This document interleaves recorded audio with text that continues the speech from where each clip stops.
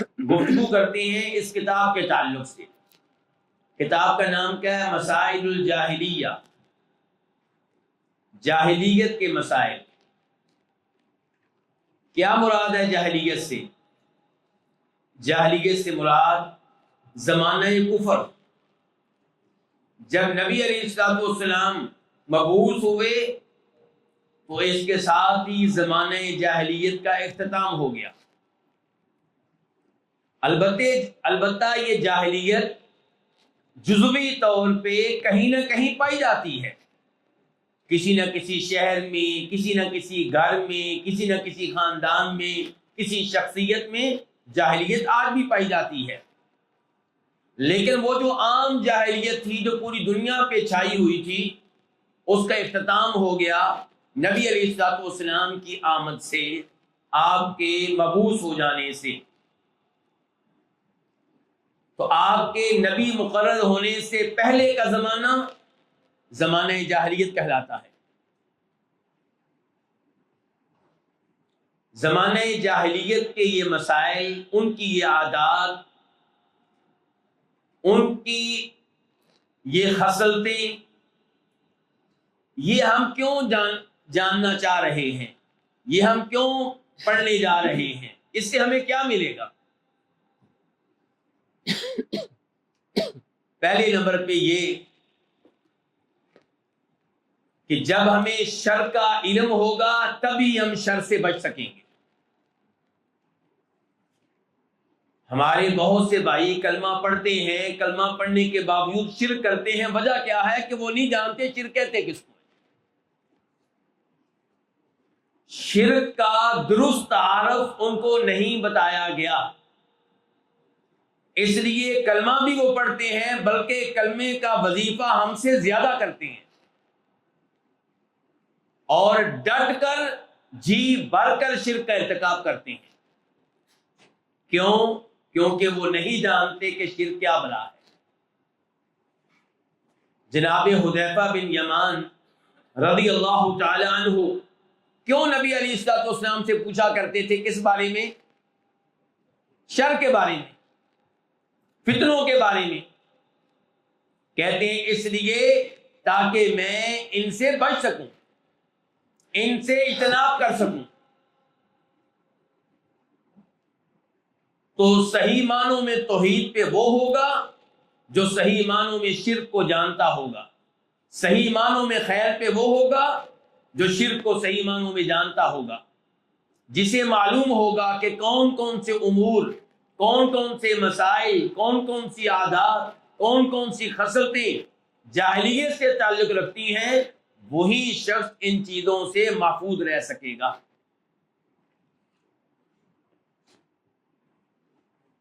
دوسرے نمبر پہ اس موضوع کو، اس کتاب کو پڑھنے کا فائدہ یہ ہے کہ میں اور آپ جان سکیں کہ اللہ رب العزت نے کتنا بڑا انعام کیا میرے اوپر اور آپ کے اوپر۔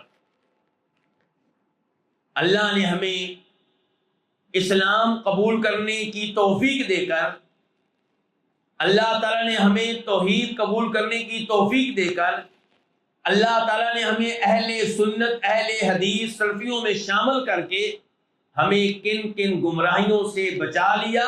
جب یہ پڑھیں گے تو بے اختیار منہ سے نکلے گا الحمدللہ الذی ہدانا لہذا وما کنا لنہتدی لولا ان ہدانا اللہ۔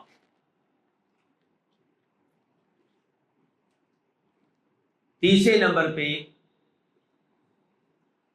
اس کتاب کو پڑھنا تقاضا ہے کئی ایک نصوص کا، کئی ایک آیات کا، کئی ایک احادیث کا۔ مثال کے طور پہ وہ حدیث جس میں فرماتے ہیں نبی کریم صلی اللہ علیہ وسلم والذی نفسی بیدی لتتبعن سنن من کان قبلکم، کہ اس ذات کی قسم جس کے ہاتھ میں میری جان ہے، تم لوگ پہلے لوگوں کے طریقہ کار کو اپناؤ گے، ان کی عادات کو اپناؤ گے، اور بہت اچھی طرح اپناؤ گے، جیسے ایک ہاتھ دوسرے ہاتھ کے بالکل برابر ہوتا ہے، ایک بالش دوسری بالش کے بالکل برابر ہوتی ہے، اسی طرح تم ان کے نقش قدم پہ چلو گے۔ تو آپ نے یہ حدیث کیوں کہی، یہ الفاظ کیوں کہے؟ تاکہ ہم ان میں سے نہ ہوں۔ اس کا مطلب یہ ہے کہ یہ حدیث مجھ سے اور آپ سے تقاضا کرتی ہے کہ ہم جانیں پہلے لوگوں کی، زمانہ جاہلیت کے لوگوں کی کون سی وہ بری عادات ہیں جن سے ہم نے بچنا ہے، جن سے ہم نے اجتناب کرنا ہے۔ اور قرآن و حدیث میں جب بھی زمانہ جاہلیت کے امور کا تذکرہ کیا گیا تو ان کا تذکرہ مذمت کے انداز میں کیا گیا۔ مثال کے طور پہ اللہ رب العزت ارشاد فرماتے ہیں وَقَرْنَ فِي بُيُوتِكُنَّ وَلَا تَبَرَّجْنَ تَبَرُّجَ الْجَاهِلِيَّةِ الْأُولَى، کہ اپنے گھروں میں ٹک کر بیٹھی رہو اور زمانہ جاہلیت کی عورتوں کی طرح زیب و زینت اختیار کر کے باہر نہ نکلو۔ تو کیا کہا گیا ہے؟ زمانہ جاہلیت کی عورتوں کی طرح۔ اس کا مطلب یہ ہوا کہ زمانہ جاہلیت کے عورتوں کی یہ عادت بری عادت ہے، تم نے اس سے دور رہنا ہے۔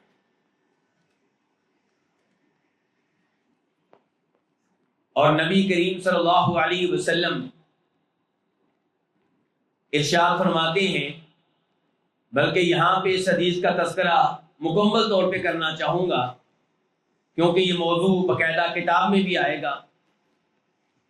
امام مسلم روایت کرتے ہیں کہ جب عبداللہ بن مطیع رضی اللہ تعالیٰ عنہ وغیرہ نے یزید کے خلاف بغاوت کی، کہاں بغاوت ہوئی تھی؟ کس شہر میں ہوئی تھی یہ؟ جی مدینہ منورہ میں، جس کو کیا کہتے ہیں واقعہ حرہ۔ تو تب جناب عبداللہ بن عمر رضی اللہ تعالیٰ عنہما عبداللہ بن مطیع کے پاس آئے۔ عبداللہ بن مطیع نے ان کو اہلا و سہلا و مرحبا کہا، بڑے اچھے انداز سے ان کا استقبال کیا اور اپنے ساتھیوں سے کہا کہ ان کے لیے گدا لگاؤ تاکہ اس کے اوپر بیٹھ سکیں۔ ان کو عزت دی، پروٹوکول دیا۔ عبداللہ بن عمر نے کہا میں اس لیے نہیں آیا کہ میں تمہارے ساتھ بیٹھوں، میں بس تمہیں ایک حدیث سنانے آیا ہوں نبی علیہ الصلوۃ والسلام کی۔ حدیث کیا ہے کہ آپ علیہ الصلوۃ والسلام کا فرمان ہے من خلع یدا من طاعۃ لقی اللہ یوم القیامہ لا حجت لہ، کہ جس نے حکمران کی بیعت توڑ دی وہ روز قیامت اللہ تعالیٰ سے ملے گا اس حال میں کہ اس کے پاس کوئی عذر نہیں ہوگا جو اللہ کے سامنے پیش کر سکے کہ میں نے کیوں بیعت توڑی تھی۔ میرے بھائیوں، ان احادیث کو دھیان سے سمجھیں۔ میں ایک جملہ کہا کرتا ہوں، امید ہے کہ آپ کو برا نہیں لگے گا، کہ ہم نماز کے معاملے میں تو اہل الحدیث ہیں، رفع الیدین کے معاملے میں اہل الحدیث ہیں، لیکن حکمرانوں کے تعلق سے احادیث آتی ہیں تو وہاں پہ ہم اہل حدیث نہیں ہیں۔ میرا جملہ غلط تو نہیں ہے؟ اگر آپ سمجھتے ہیں غلط ہے تو بتا دیں۔ حکمرانوں کے تعلق سے احادیث کا ہم ویسے ہی انکار کرتے ہیں، ویسے ہی تعویلیں کرتے ہیں جیسے وہ لوگ رفع الیدین کی احادیث کی تعویلیں کرتے ہیں۔ وہ رفع الیدین کے معاملے میں تعویلیں کریں تو ہمیں بری لگتی ہیں، اور ہم حکمرانوں کے تعلق سے آنے والی احادیث کی تعویلیں کریں تو ہم اس کے اوپر مطمئن ہیں۔ مسجد نبوی میں کئی دفعہ ایسا ہوا کہ جب یہ موضوع آیا تو ہمارے احباب صبر نہ کر سکے، کھڑے ہو گئے، جی یہ احادیث اس حکمران کے بارے میں ہے جو نیک ہو، اس کو کیا کہتے ہیں؟ تعبیر۔ جب یہ سب احادیث پڑھی جائیں تو کیا ان سے یہی رزلٹ نکلتا ہے؟ اور عبداللہ بن عمر جس حکمران کے بارے میں نصیحت کرنے آئے ہیں وہ کون ہے؟ یزید۔ یعنی کہ جسے آج بہت بدنام کر دیا گیا ہے، اس یزید کے بارے میں نصیحت کرنے آئے ہیں۔ اور حدیث ابھی جاری ہے اور مزید اس موضوع پہ گفتگو آگے چل کر ہوگی۔ پہلا حصہ میں نے آپ کے سامنے رکھ دیا ہے کہ عبداللہ بن عمر نے کہا کہ فرمایا نبی علیہ السلام نے جو حکمران کی طاعت سے ہاتھ کھینچ لے، روز قیامت جب اللہ سے ملاقات کرے گا، اللہ کے سامنے پیش ہوگا، تو اس کے پاس کوئی عذر نہیں ہوگا جو اللہ کے سامنے پیش کر سکے۔ اور اگلے الفاظ، اور جو اس حال میں فوت ہوا کہ اس کی گردن میں کسی حکمران کی بیعت نہیں تھی، جاہلیت کی موت مرے گا۔ کتنے دوست آپ کو اس مجلس میں مل جائیں گے، جو طالب علموں کی مجلس ہے، حدیثوں کی مجلس ہے، جو یہ رائے رکھتے ہیں کہ ہم نہیں مانتے ظلم کے ضابطے، میں شہباز شریف کو حکمران نہیں مانتا، عمران خان آ جائے تو میں اس کو نہیں مانتا۔ تو کون ہے بھائی؟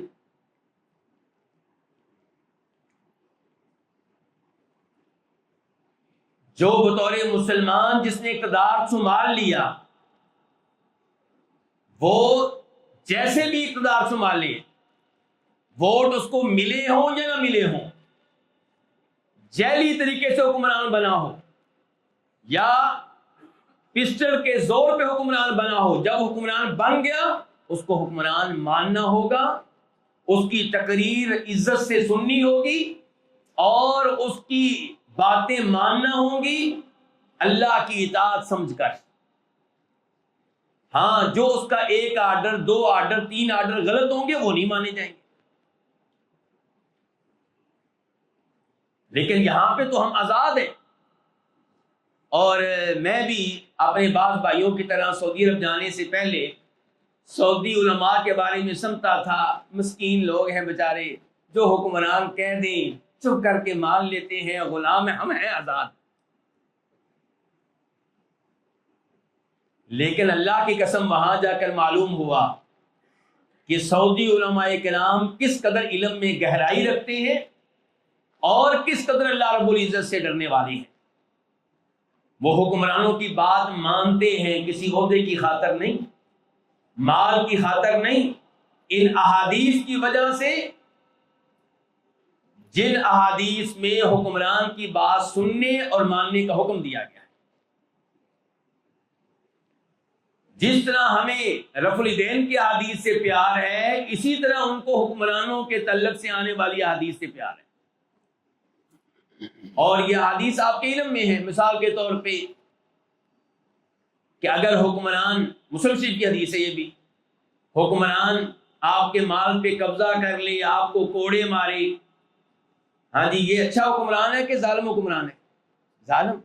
آپ کے مال پہ قبضہ کر لیا، آپ کو نجائز کوڑے مار رہا ہے، فرمایا پھر بھی اس کی بات سننی ہے، تقریر سننی ہے اور اس کی باتیں بھی ماننی ہے، اطاعت کرنی ہے۔ اس سے بڑھ کر اور کیا ہوگا؟ تو عبداللہ بن عمر رضی اللہ عنہ یہ حدیث بیان کر رہے ہیں کہ فرمایا نبی علیہ الصلوۃ والسلام نے کہ جو اس حال میں فوت ہوا اور اس کی گردن میں کسی حکمران کی بیعت نہ ہو، وہ کسی کو حکمران نہیں مانتا، وہ کسی حکومت کو تسلیم نہیں کرتا، فرمایا وہ جاہلیت کی موت مرے گا۔ تو جاہلیت کا لفظ یہاں پہ استعمال ہوا ہے مذمت کے انداز میں کہ اچائی کے انداز میں؟ مذمت کے انداز میں استعمال ہوا ہے۔ اور پھر وہ حدیث ابو ذر رضی اللہ عنہ جسے روایت کرتے ہیں، ابو ذر آپ جانتے ہیں کہ مدینہ چھوڑ کے ربدہ مقام پہ آباد ہو گئے تھے، وہاں پہ ان سے ایک تابعی ملے، پوچھا آپ یہاں پہ کیوں آ گئے ہیں؟ تو ان کی لمبی مجلس ہوئی، بہت سی باتیں ہوئی۔ ان باتوں میں ایک بات یہ ہے کہ انہوں نے حدیث سنائی کہ میری ایک دفعہ کسی سے لڑائی ہو گئی، جھگڑا ہو گیا، تو میں نے اس کو اس کی ماں کا طعنہ دیا۔ مثال کے طور پہ کہا گیا ہے کہ کالی ماں کے بیٹے، اگرچہ کسی صحیح سند کے ساتھ یہ الفاظ ثابت نہیں ہیں، لیکن بارہ علماء کرام نے اس کا تذکرہ کیا ہے ان الفاظ کا کہ کالی ماں کے بیٹے، کس قسم کا کوئی طعنہ دیا۔ اور کہا جاتا ہے کہ یہ طعنہ کس کو دیا گیا؟ جناب بلال رضی اللہ عنہ کو، اگرچہ یہ بھی کسی صحیح سند سے ثابت نہیں ہے۔ تو نبی علیہ الصلوۃ والسلام تک یہ معاملہ پہنچا تو آپ نے کیا کہا تھا؟ انک امرؤ فیک جاہلیہ، تو ایسا شخص ہے کہ جس میں زمانہ جاہلیت والے لوگوں کی عادت پائی جاتی ہے۔ تو آپ ان نصوص سے اندازہ لگا سکتے ہیں کہ زمانہ جاہلیت کی عادات کا جب تذکرہ کیا گیا قرآن و حدیث میں تو مذمت کے انداز میں کیا گیا ہے۔ تو یہ پیغام ہے میرے لیے اور آپ کے لیے کہ ہم نے ان عادات سے بچنا ہے، ان سے دور رہنا ہے۔ اب یہ عادات طرح طرح کی ہیں، کوئی کفر تک پہنچتی ہے، کوئی کبیرہ گناہ ہے، ہر ایک کا الگ الگ درجہ ہے، لیکن یہ ایک بات طے ہے کہ ان سب سے ہم نے بچنا ہے، ان سب سے ہم نے نفرت کرنی ہے، ان سب سے ہم نے دور رہنا ہے۔ تو اب ہم نے جان لیا اس موضوع کی اہمیت کو اور یہ کہ اس کتاب کے پڑھنے کے کیا فوائد ہیں۔ اب ہم اللہ کا نام لے کے کتاب کا آغاز کرتے ہیں۔ جی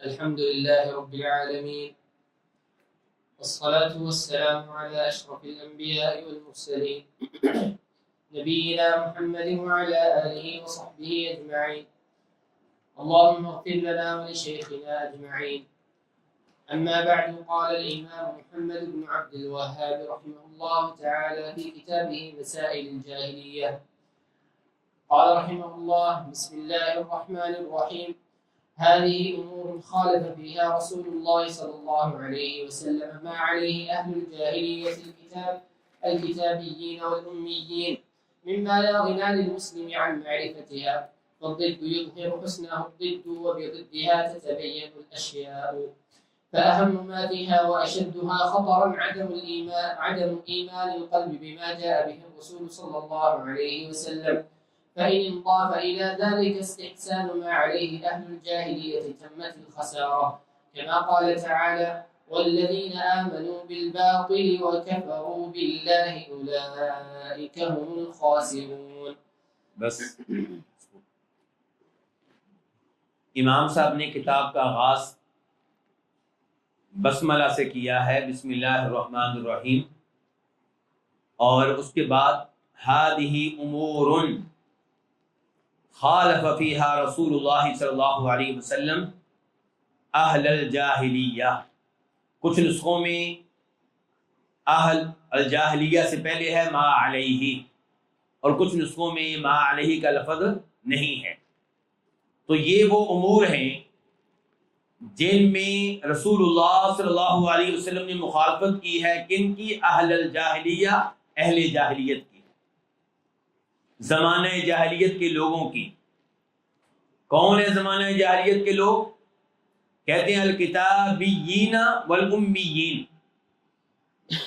اس سے مراد کتابی لوگ بھی ہیں، امی لوگ بھی ہیں، دونوں طرح کے لوگ مراد ہیں۔ کتابی کون ہوتے ہیں آپ اچھی طرح جانتے ہیں، اہل کتاب یہودی اور عیسائی۔ اور امیین سے مراد کون ہے؟ مشرکین مکہ۔ امیین هو الذی بعث فی الامیین، تو اس سے مراد کون ہے؟ اہل مکہ۔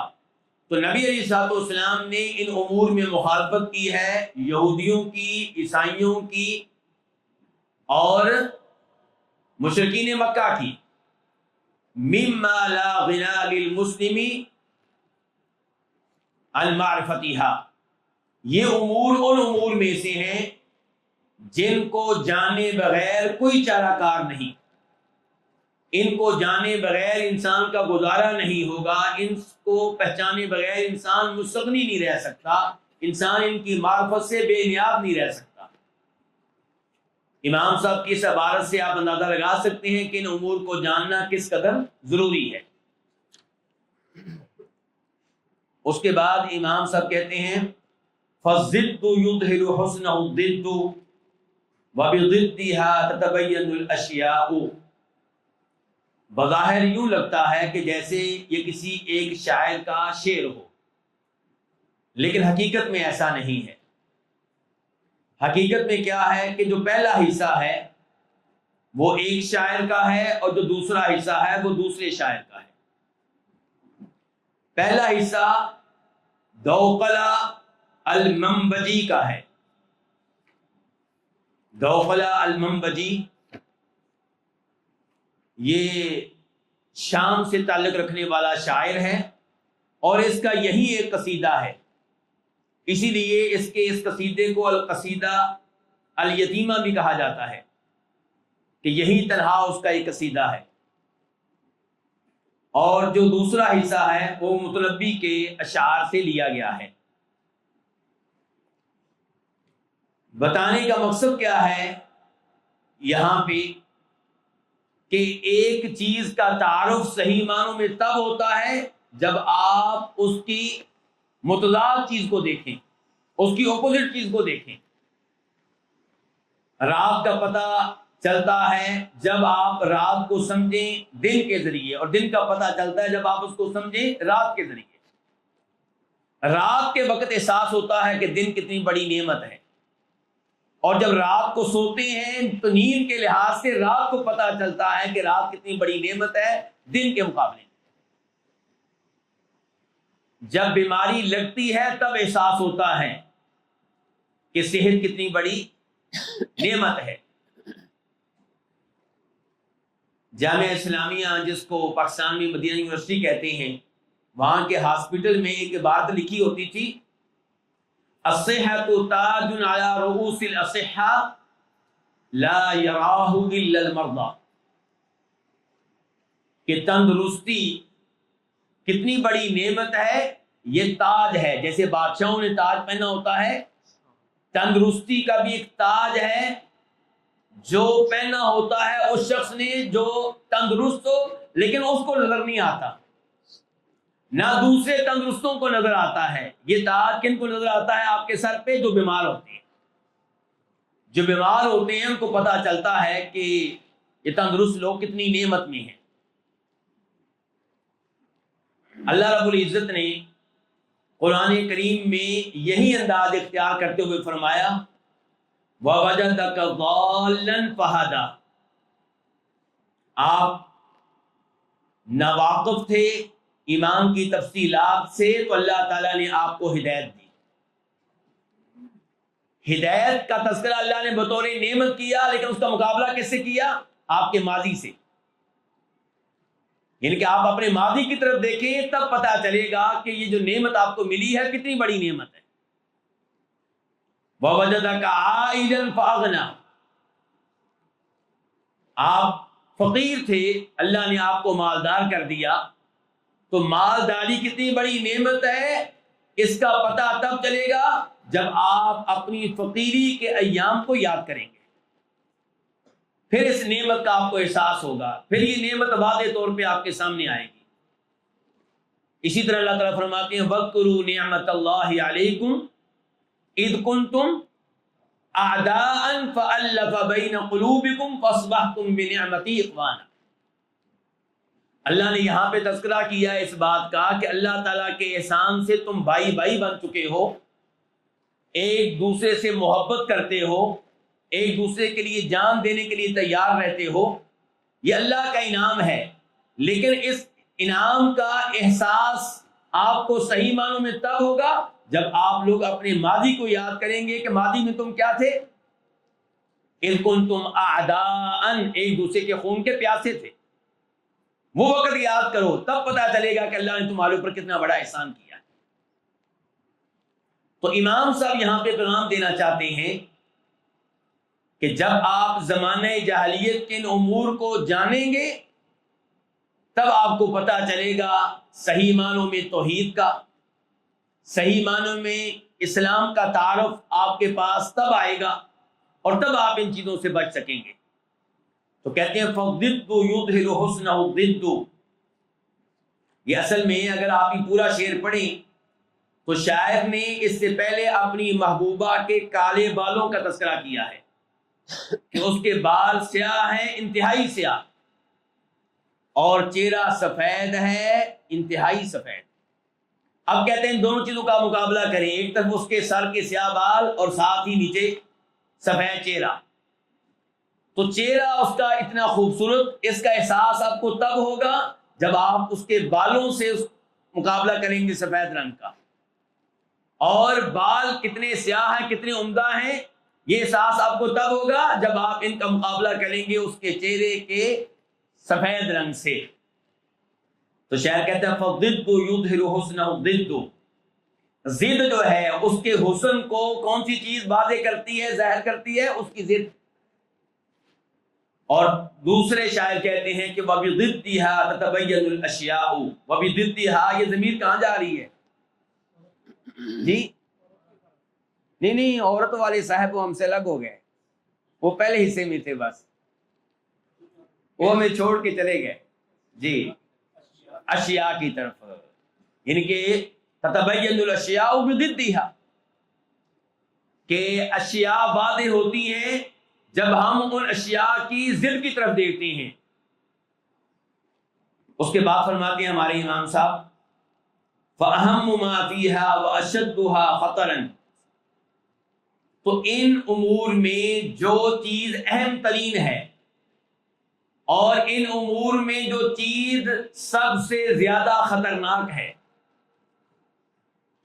کون سے امور؟ جن امور کے اوپر زمانہ جاہلیت کے لوگ تھے، ان میں سے سب سے زیادہ اہم چیز اور سب سے زیادہ خطرناک چیز، سنگین چیز کیا ہے؟ عدم ایمان القلب بما جاء به الرسول صلی اللہ علیہ وسلم، دل کا ان چیزوں پہ ایمان نہ لانا جنہیں نبی علیہ الصلوۃ والسلام لے کر آئے۔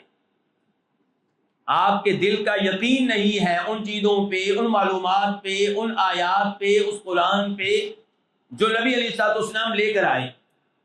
فَإِنِ انضاف إِلَى ذَلِكَ، اگر اس سے ایک اور چیز مل جائے، اگر اس سے ایک اور چیز جڑ جائے، اس شر کے ساتھ ایک شر اور جڑ جائے، اس برائی کے ساتھ ایک اور برائی مل جائے، وہ کیا؟ استحسان ما علیہ اہل الجاہلیہ، استحسان فاعل ہے کس کا؟ انضافہ کا۔ یہ اور الی ذالک کا اشارہ کدھر ہے؟ عدم ایمان القلب۔ آپ میرے ساتھ ہیں نا، بہت لیٹ جواب دیتے ہیں، اگر ساتھ ہیں جلدی جواب دیا کریں، مجھے پتہ چلے کہ آپ جاگ رہے ہیں۔ تو کہتے ہیں فَإِنْ انضاف إِلَى ذَلِكَ، اگر اس کے ساتھ ایک اور برائی مل جائے، وہ کیا؟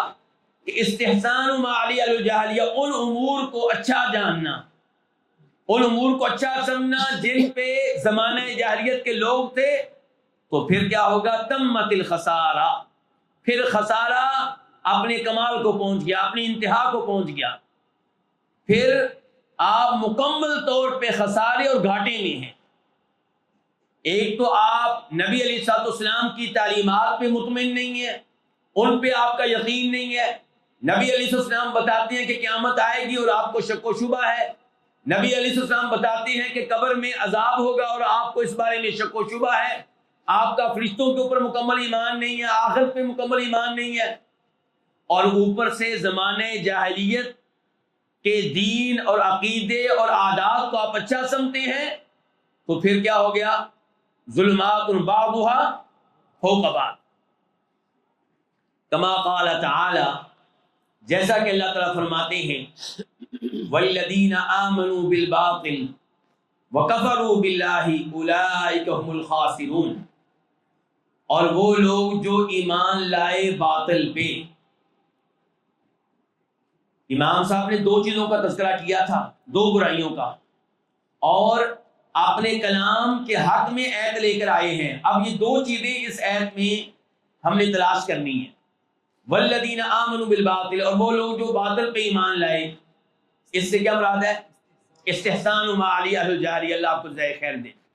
وکفروا باللہ، اور اللہ کے ساتھ کفر کیا، اس سے مراد کیا ہے؟ عدم ایمان القلب بما جاء به الرسول صلی اللہ علیہ وسلم، اور وہ لوگ جو باطل پہ ایمان لائے اور انہوں نے اللہ تعالیٰ کے ساتھ کفر کیا، اولئک هم الخاسرون، اولئک بھی آ گیا، ہم بھی آ گیا، یہی لوگ ہیں مکمل خسارہ پانے والے، یہی لوگ مکمل طور پہ گھاٹے میں ہیں۔ المسألة الأولى، قال رحمه الله: المسألة الأولى أنهم يتعبدون بإشراك الصالحين في دعاء الله وعبادته، يريدون شفاعتهم عند الله، كما قال تعالى: ويعبدون من دون الله ما لا يضرهم ولا ينفعهم ويقولون هؤلاء شفعاؤنا عند الله. وقال تعالى والذين اتخذوا من دونه أولياء ما نعبدهم إلا ليقربونا إلى الله زلفى. وهذه أعظم مسألة خالفهم فيها رسول الله صلى الله عليه وسلم، فأتى بالإخلاص وأخبر أنه دين الله الذي أرسل به جميع الرسل، وأنه لا يقبل من الأعمال إلا الخالص، وأخبر أن من فعل ما يستحسنونه فقد حرم الله عليه الجنة ومأواه النار. وهذه المسألة التي تفرق الناس لأجلها بين مسلم وكافر، وعندها وقعت العداوة، ولأجلها شرع الجهاد، كما قال تعالى وقاتلوهم حتى لا تكون فتنة ويكون الدين كله لله. ماشاءاللہ، اللہ آپ کو جزائے خیر دے. یہ عبارت سن کر عربوں کی بات یاد آ رہی ہے. ماشاءاللہ، اللہ آپ کو جزائے خیر دے. المسئلۃ الاولی، پہلا مسئلہ یہ کیا ہے؟ پہلا مسئلہ یہ کہ صالحین کو دعا وغیرہ میں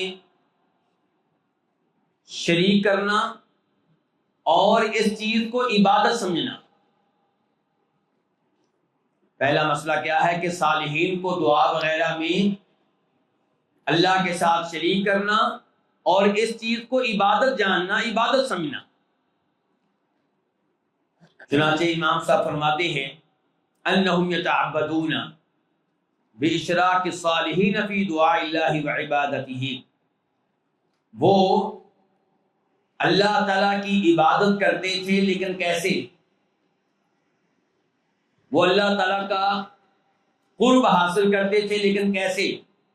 صالحین کو شریک کر کے اللہ کی ساتھ اللہ سے دعا کرنے میں اور اللہ کی عبادت کرنے میں. اللہ سے دعا کرنا اللہ کی عبادت ہے، اور دیگر کئی امور بھی اللہ کی عبادت ہیں. اب صالحین کو شریک کرتے تھے اس امر میں، اس معاملے میں. فی دعا اللہ، یہ فی جو ہے یہ متعلق ہوگا کس کے؟ اشراک کے. نیک لوگوں سے دعا کرنے کو وہ عبادت سمجھتے ہیں. انبیاء کرام علیہ السلام کو مدد کے لیے پکارنا، اس کو وہ عبادت سمجھتے تھے. اور آج کا مسلمان بھی یہی کام کر رہا ہے. جب وہ کہتا ہے یا علی مدد، تو جناب علی کو مدد کے لیے پکار رہا ہے، یہ دعا ہو گئی، اور اس کو وہ نیکی سمجھتا ہے، عبادت سمجھتا ہے. یریدون شفاعتہم عند اللہ، وہ ان صالحین سے دعائیں کیوں کرتے تھے؟ ان کی عبادت کیوں کرتے تھے؟ ان کے نام پہ بکرے ذبح کیوں کرتے تھے؟ وہ اللہ تعالیٰ کے ہاں ان کی شفاعت کا قصد کرتے تھے کہ یہ ہماری شفاعت کریں گے اللہ تعالیٰ کے ہاں. ہمارے دوست 11ویں مناتے ہیں، ان سے بات کی جائے تو وہ کہتے ہیں کہ ہم کوئی شرک نہیں کرتے. کیا کرتے ہو؟ ہم تو شیخ کے نام پہ بکرا ذبح کرتے ہیں ایصال ثواب کے لیے. کس کام کے لیے؟ تو اب وہ بتا رہے ہیں اپنی نیت، اپنا ارادہ، تو پھر کیا آپ یقین کر لیں گے ان کی بات پہ؟ کیوں نہیں یقین کریں گے بھائی؟ ایک مسلمان جو بات کہے اس پہ یقین کرنا چاہیے. کیوں جی؟ پھر اگر وہ ایصال ثواب کے لیے کرتے ہیں تو پھر کوئی اعتراض ہے آپ کو ان پہ؟ بتائیں نا علماء کرام. اگر وہ ایصال ثواب کے لیے بکرا ذبح کرتے ہیں شیخ عبدالقادر جیلانی رحمہ اللہ کے نام پہ، تو اس پہ کوئی اعتراض والی بات ہے؟ غیر اللہ کے نام پہ تو نیکی کے آپ اپنے والد صاحب کی طرف سے اللہ ان کو زندگی دے چلیں، دادا جی آپ کے زندہ ہیں کہ فوت ہو چکے ہیں، ان کے نام پہ بکرا ذبح کریں، گوشت تقسیم کریں، تو یہ کیا حکم ہے اس کا؟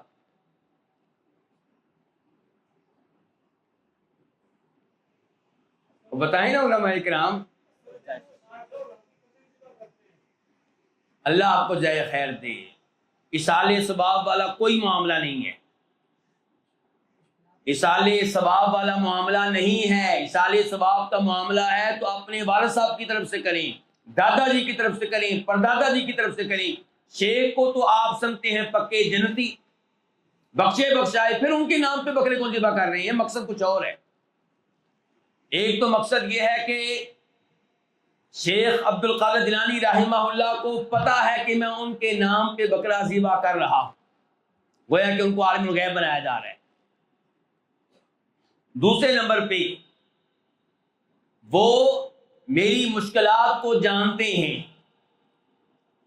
اگر نہیں جانتے تو جب میں ان کو پکاروں گا تو میری مشکلات کو پہچان لیں گے، میری آواز کو سن لیں گے، پھر وہ اللہ تعالیٰ سے بات کریں گے میرے معاملے میں اور میرے مسائل حل ہو جائیں گے. یہ اصل مقصد ہے. تو یہی وہ چیز ہے جو یہاں پہ بتائی جا رہی ہے. یہ وہ چیز ہے جو یہاں پہ بتائی جا رہی ہے. اس کو پہچانیں. یہ 11ویں شریف کا معاملہ ہلکا معاملہ نہیں ہے. وہ الفاظ کے لحاظ سے اس کو ہلکا ظاہر کرتے ہیں، حقیقت میں یہ ہلکا نہیں ہے. وہ شیخ صاحب کہتے ہیں کہ وہ لوگ اللہ تعالیٰ سے دعا کرنے میں اور اللہ کی عبادت کرنے میں صالحین کو اللہ تعالیٰ کا شریک بناتے تھے اور قصد کرتے تھے ان کی شفاعت کا اللہ کے ہاں کہ یہ ہماری شفاعت کریں گے اللہ کے ہاں بِظَنِّهِمْ. اور ان کا گمان یہ تھا، ان کی سوچ یہ تھی، ان کا عقیدہ یہ تھا کہ ان اللہ یحب ذالک، کہ اللہ اس عمل کو پسند کرتا ہے. اللہ کتنا راضی ہوتا ہوگا کہ شیخ عبد القادر جیلانی رحمہ اللہ کے نام پہ بکرا ذبح کیا گیا ہے. اور شیخ تو میرے پیارے ہیں، شیخ تو اللہ تعالیٰ کے پیارے ہیں، اللہ تعالیٰ کے محبوب ہیں. تو یہ پبلک کا عقیدہ بتا رہا ہوں کہ یہ ہے کہ اب ہم جب شیخ کے نام پہ بکرا ذبح کریں گے اللہ کتنا خوش ہوگا ہمارے اوپر. وَأَنَّ الصَّالِحِينَ يُحِبُّونَهُ، اور یہ کہ صالحین بھی اس کو پسند کرتے ہیں. بس نسخوں کا تھوڑا بہت فرق ہے، تھوڑا بہت فرق ہے. آپ یہ دیکھیں نا، شیخ رحمہ اللہ ایک کتاب لکھتے تھے پھر اس کو پڑھاتے تھے. اب پڑھاتے ہوئے کبھی کوئی لفظ کم کر دیا، کبھی بڑھا دیا، کبھی ایک آیت لکھی تھی کبھی ساتھ دوسری آیت لکھ دی. تو یہ سلسلہ جاری رہتا ہے جب تک مؤلف زندہ رہے گا، کمی بیشی ہوتی رہے گی. تو اس لیے نسخوں میں تھوڑا بہت فرق ہوتا ہے. کما قال تعالی، جیسا کہ اللہ تعالیٰ نے فرمایا وَيَعْبُدُونَ مِن دُونِ اللَّهِ مَا لَا يَضُرُّهُمْ وَلَا يَنفَعُهُمْ، اور وہ عبادت کرتے ہیں اللہ تعالیٰ کے علاوہ ان کی جو نہ ان کو نقصان دے سکیں نہ ان کو فائدہ دے سکیں. وَيَقُولُونَ، اور کہتے ہیں، دلیل کیا پیش کرتے ہیں جب اعتراض کیا جائے تو جواب کیا دیتے ہیں؟ کہتے ہیں ہؤلاء شفعاؤنا عند اللہ، ہم ان کو رب نہیں مانتے، ہم ان کو خالق نہیں مانتے، لیکن یہ ہماری شفاعت کرنے والے ہیں اللہ رب العزت کے ہاں. اللہ تعالیٰ ان کی سفارش کو رد نہیں کرتا، ہماری دعا کو اللہ سنتا نہیں کیونکہ ہم گنہگار ہیں. اور یہ اللہ کے پیارے ہیں، اللہ کے محبوب ہیں، ان کی شفاعت کو اللہ رد نہیں کرتا، اس لیے ہم ان کی عبادت کرتے ہیں. اور اصل میں یہ عبادت اللہ تعالیٰ کی ہے، ان کی نہیں ہے. وقال تعالی والذین اتخذوا من دونه اولیاء، اور وہ لوگ جنہوں نے اللہ کے علاوہ پکڑ رکھے ہیں، بنا رکھے ہیں اولیاء، ولی، مددگار، حمیتی. ما نعبدہم، ہم ان کی عبادت نہیں کرتے. یہ عبارت میں ربط نہیں ہو رہا جی. کیا جی؟ یقولون. شیخ صاحب کہتے ہیں یہاں پہ یقولون کا لفظ مقدر ہے. اچھا مجھے ایک بات سمجھ نہیں آتی، انہوں نے کہہ دیا کہ یہاں پہ یقولون لفظ ہے، چلیے ہم ان پہ اعتماد کر کے ان کی بات مان لیتے ہیں.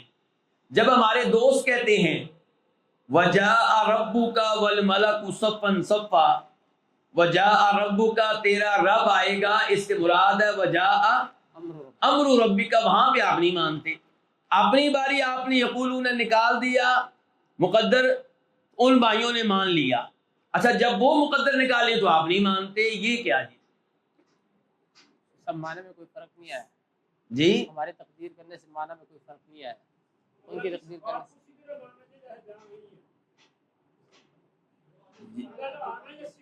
جی جی یہ تو عقیدہ آپ بنائیں نا، قرآن کے مطابق عقیدہ بنائیں نا۔ دیکھیں جو مقدر ہم نکال رہے ہیں وہ نکالے بغیر چارہ کار ہی نہیں ہے، عبارت بن ہی نہیں سکے گی۔ اور ایسے الفاظ مقدر ہوتے ہیں دنیا کی ہر زبان میں، تو ہم جو مقدر نکالتے ہیں اس کو سب مانیں گے، کوئی اس کے اوپر اعتراض نہیں کرے گا۔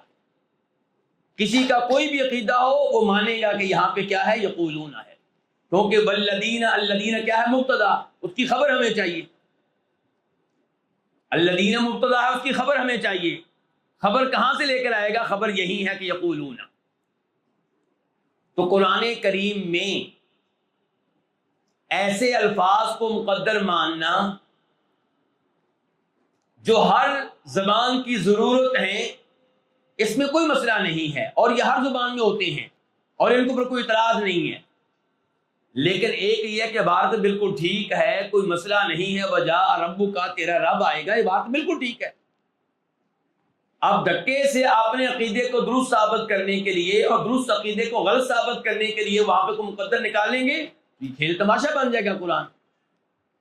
پھر تو جو ایت جس گمراہ فرقے کے خلاف پیش کی جائے گی وہ وہاں پہ کوئی نہ کوئی مقدر نکال لے گا اور کہہ دے گا کہ یہ ایت اصل میں یوں ہے، تو اس کا دروازہ بند رکھا جائے گا۔ اور جو مقدر ہم نے مانا ہے یہ اس کلام کی ضرورت ہے، یہ ہر زبان میں ہے۔ میں آپ سے پوچھوں آپ کا نام کیا ہے تو کیا کہیں گے؟ کون شیخ صاحب؟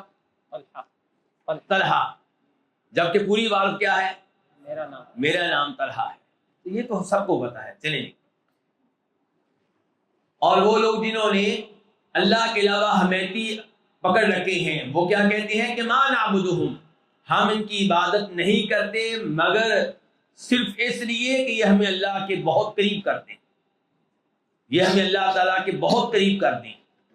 تو یہ ثابت ہو گیا جو شیخ صاحب نے کہا تھا کہ وہ اللہ کے علاوہ اوروں سے دعائیں کرتے ہیں، ان کی عبادت کرتے ہیں، ان کے نام پہ بکرے ذبح کرتے ہیں، لیکن دعویٰ یہ کرتے ہیں کہ ہمارا یہاں پہ مقصد یہ نہیں کہ ہمارے رب ہیں، خالق ہیں، مالک ہیں، اللہ ہیں، نہیں، یریدون شفاعت عند اللہ، صرف اتنی سی بات ہے کہ اللہ کے ہاں ہماری شفاعت کرنے والے ہیں۔ اور یہی کچھ آج کل ہو رہا ہے۔ تو جب ہمیں پتہ ہوگا، دیکھیں اب دیکھیں اس کتاب کے پڑھنے کا فائدہ، جب ہمیں پتہ ہوگا کہ زمانہ جاہلیت کے لوگ یہ کام کرتے تھے اور اس کو شرک کہا گیا، تو ہم آج کے لوگوں کو بتائیں گے کہ تم وہی کام کر رہے ہو جو وہ کرتے تھے، اور جیسے ان کا عمل شرک تھا ایسے ہی تمہارا عمل بھی شرک ہے۔ اچھا کیسے پتا چلا کہ ان کا عمل شرک تھا؟ مکمل کریے پہلی آیت کو، وَيَقُولُونَ هَؤُلَاءِ شُفَعَاؤُنَا عِندَ اللَّهِ قُلْ أَتُنَبِّئُونَ اللَّهَ سُبْحَانَهُ وَتَعَالَى عَمَّا يُشْرِكُونَ، اللہ نے اس عمل کو شرک قرار دیا ہے۔ وَهَذِهِ أَعْظَمُ مَسْأَلَةٍ، اور یہ سب سے عظیم وہ مسئلہ ہے جس میں ان کی مخالفت کی اللہ کے رسول علیہ الصلوۃ والسلام نے۔ یہ چھوٹا مسئلہ نہیں ہے، یہ سب سے عظیم مسئلہ ہے۔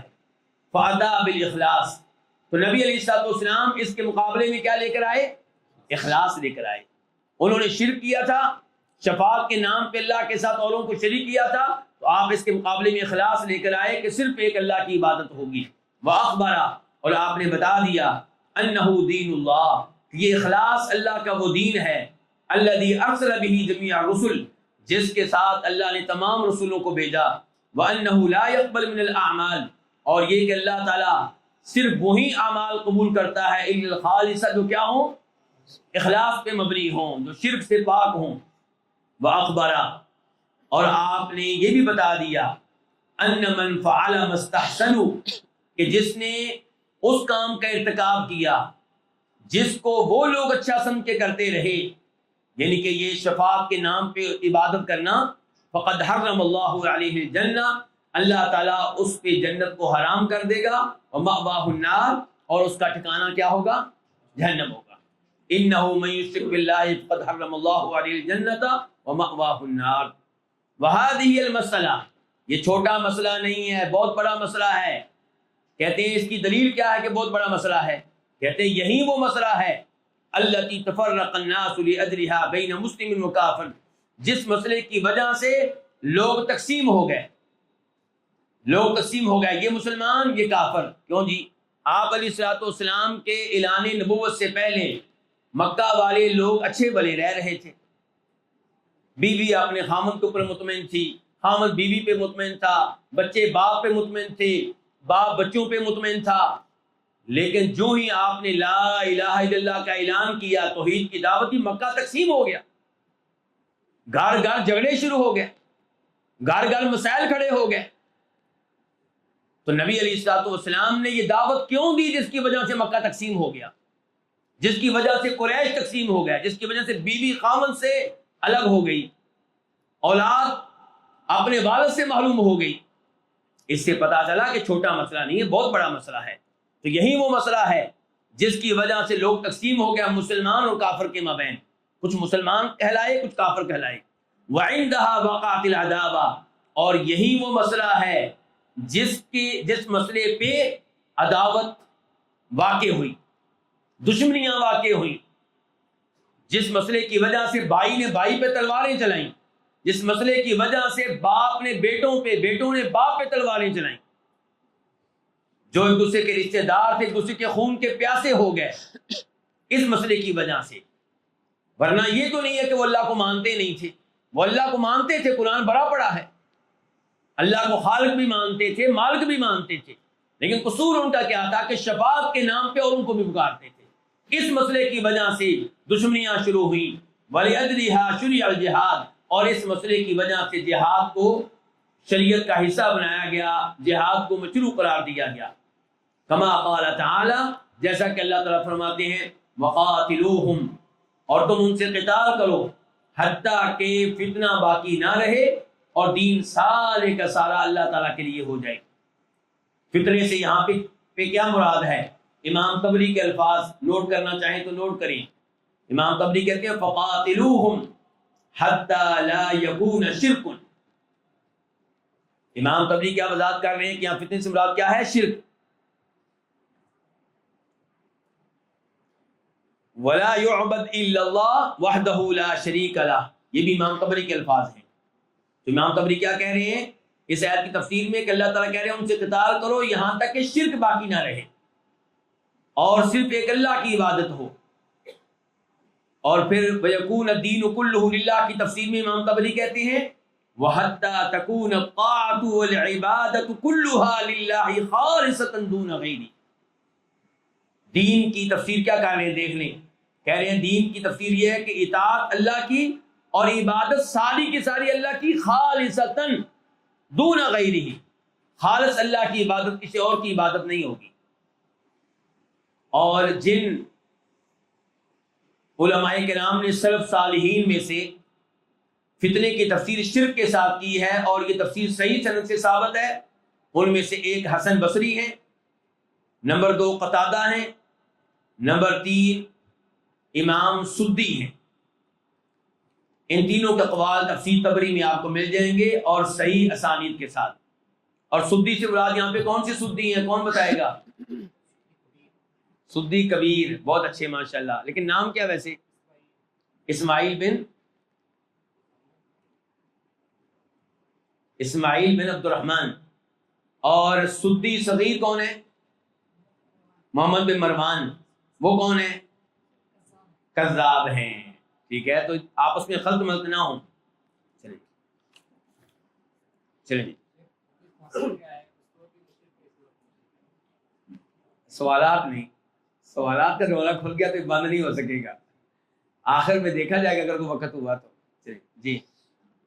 قال رحمه الله الثانية أنهم متفرقون في دينهم كما قال تعالى كل حزب بما لديهم فرحون، وكذلك في دنياهم ويرون ذلك هو الصواب، فأتى بالاجتماع في الدين بقوله شرع لكم من الدين ما وصى به نوحا والذي أوحينا إليك وما وصينا به إبراهيم وموسى وعيسى أن أقيموا الدين ولا تتفرقوا فيه وقال تعالى إن الذين فرقوا دينهم وكانوا شيعا لست منهم في شيء ونهانا عن مشابهتهم بقوله ولا تكونوا كالذين تفرقوا واختلفوا من بعد ما جاءهم البينات ونهانا عن التفرق في الدين بقوله واعتصموا بحبل الله جميعا ولا تفرقوا. یہ یہاں پہ آپ کے ہاں تفرق فی الدین ہے جی ایسے ہی ہے نا. اللہ آپ کو جائے خیر، یہ بہت اچھا ہو گیا.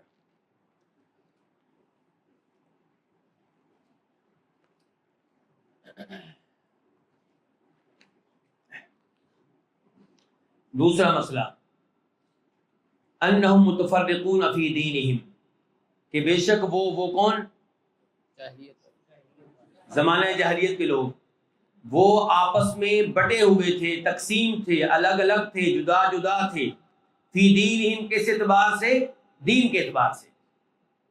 کما قال تعالی، جیسا کہ اللہ تعالی نے فرمایا ہے کل حزب بما لدیہم فرحون. بلکہ اگر یہ آیت پیچھے سے پڑھ لی جائے تو معاملہ زیادہ واضح ہو جائے گا کہ ولا تکونوا من المشرکین، اور تم مشرکین میں سے نہ ہو جاؤ. من الذین فرقوا دینہم، یہ ہے ہمارا موضوع. من الذین فرقوا دینہم، یعنی کہ ان میں سے نہ ہو جاؤ جنہوں نے اپنے دین کو تقسیم کر لیا، دین کے اعتبار سے جدا جدا ہو گئے. وکانوا شیعا، اور وہ کئی گروہ بن گئے. کل حزب بما لدیہم فرحون، ہر گروہ اس پہ خوش ہے جو دین اس کے پاس ہے. تو اس سے پتہ چلا کہ وہ لوگ زمانہ جاہلیت کے لوگ دینی لحاظ سے تقسیم تھے. کوئی کس کی عبادت کرتا تھا، کوئی کس کی. کوئی عبادت کرتا ہے فرشتوں کی، کوئی حبل کی، کوئی عزا کی، کوئی کسی درخت کی، کوئی کسی پتھر کی، کوئی خود ہی اپنے ہاتھوں سے کوئی نہ کوئی ایمرجنسی میں اپنا رب بنا لیتا اور اس کی عبادت شروع کر دیتا. تو اس لحاظ سے وہ لوگ کیا تھے؟ بہت تقسیم تھے. وَكَذَلِكَ فِي دُنْيَاهُمْ، اسی طرح اپنی دنیا کے لحاظ سے بھی وہ تقسیم تھے. دنیاوی لحاظ سے بھی تقسیم. ایسا نہیں تھا کہ وہ کسی ایک کو اپنا حکمران مانتے ہوں، اور ان کو یہ اچھا لگتا تھا کہ ہر آدمی اپنے گھر میں حکمران، ہر آدمی اپنے قبیلے کا بڑا، ہر آدمی اپنے محلے کا بڑا، ایک بڑا حکمران سب کا ہو. یہ تسلیم کرنے کے لیے وہ تیار نہیں تھے. وَيَرَوْنَ، اور وہ سمجھتے تھے کہ أَنَّ ذَلِكَ هُوَ الصَّوَابُ، کہ یہی درست ہے. جس زندگی اور روٹین پہ وہ چل رہے تھے اسی کو درست سمجھتے تھے. فَأَتَى بِالْاجْتِمَاعِ فِي الدِّينِ، تو نبی علیہ الصلوۃ والسلام کیا لے کر آئے؟ دین میں اکٹھے ہونے کو، سب کا دین ایک ہو. آپ ایک دین کو لے کر آئے، اور یہ دین گزشتہ انبیاء کرام علیہم الصلوۃ والسلام کا دین ہے. دین تو ایک ہی ہے، ان الدین عند اللہ الاسلام، اللہ کے ہاں ایک ہی دین ہے، دین اسلام. اور اس دین میں بہت سے امور ایک جیسے ہیں. اللہ پہ ایمان لانا، فرشتوں پہ ایمان لانا، انبیاء کرام علیہم الصلوۃ والسلام پہ ایمان لانا، آسمانی کتابوں پہ ایمان لانا، آخرت پہ ایمان لانا، تقدیر پہ ایمان لانا، اس مسئلے میں سب نبی ایک ہیں. وہ حدیث آپ کے ذہن میں ہوگی والانبیاء اخوۃ لعلات امہاتہم شتیٰ ودینہم واحد، کہ انبیاء کرام علیہم الصلوۃ والسلام وہ بائی ہیں. کس جانب سے؟